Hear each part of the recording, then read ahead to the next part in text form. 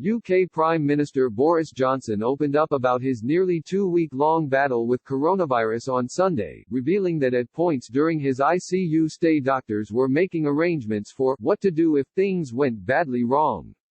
It was a tough old moment, I won't deny it, the 55-year-old said in an interview with the British newspaper, The Sun. They had a strategy to deal with a death of Stalin-type scenario.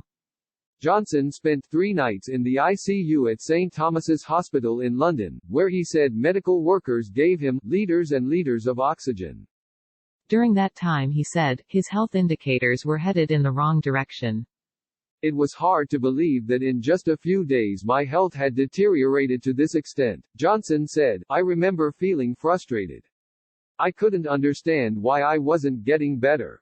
But the bad moment came when it was 50-50 whether they were going to have to put a tube down my windpipe, Johnson said, which would have forced him to go into a medically induced coma.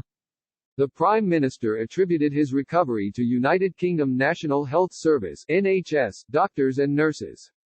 Johnson and his fiancée Kerry Simmons named their newborn son, Wilfred Laurie Nicholas Johnson, in honor of 2 physicians, Dr. Nick Price and Dr. Nick Hart, whom the Prime Minister credited with saving his life. The acknowledgement comes as NHS doctors have called out for more PPE and better pay. Johnson said he wants to prevent people from suffering like he did, but that he is driven by a desire to get the UK back on its feet.